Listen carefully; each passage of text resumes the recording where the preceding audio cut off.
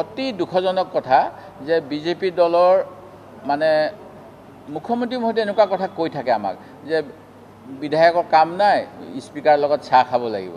কিন্তু এজন বিধায়কৰ কিমান দায়িত্ব আমি সেইবিলাক বিভিন্ন সেমিনাৰত এটেণ্ড কৰি দিল্লীত আমি প্ৰশিক্ষণ লৈ আছোঁ 2011 চনৰ পৰা, আৰু আমি বুজি পাওঁ যে ৰাইজৰ প্ৰতিনিধি হিচাপে কিমান কাম কৰিব লাগে। তেনে ক্ষেত্ৰত জিতু গোস্বামী ডাঙৰীয়াৰ এই যিটো দম্ভালিসূচক কথা, এই গণতন্ত্ৰৰ প্ৰতি আঘাত, আৰু এনেকুৱা কথা কোৱাৰ কাৰণে মই তেখেতে ক্ষমা খুজিব লাগে বুলি বিচাৰোঁ।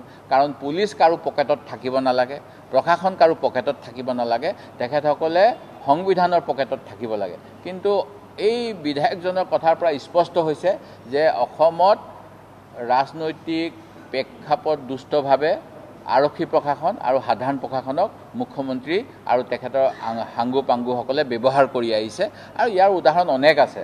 আমি বিধায়ক হিচাপে যেতিয়া বিভিন্ন আমাৰ সমষ্টিৰ উন্নয়নমূলক কথা ক'ব বিচাৰোঁ, আমাৰ লগত পৰামৰ্শ নকৰাকৈ, যিহেতু মুখ্যমন্ত্ৰীক মই বিধানসভাত কৈছিলোঁ আপুনি নপতা ফুকন সৃষ্টি নকৰিব, বিধায়কসকল ৰাইজে নিৰ্বাচিত কৰাৰ প্ৰতিনিধি, কিন্তু যিটো অঞ্চলত হাৰিছে সেই অঞ্চলত তেওঁলোকে ৰাইজৰ প্ৰতিনিধিক গুৰুত্ব নিদি নিজৰ দলৰ স্বাৰ্থত কেতবোৰ নপতা ফুকনক গুৰুত্ব দিয়ে।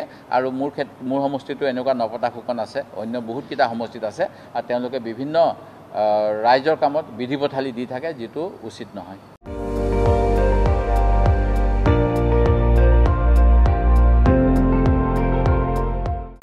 আপুনি চাই আছে ND24, সৰ্বশ্ৰেষ্ঠ নহয় সৰ্বোত্তমৰ দৌৰ।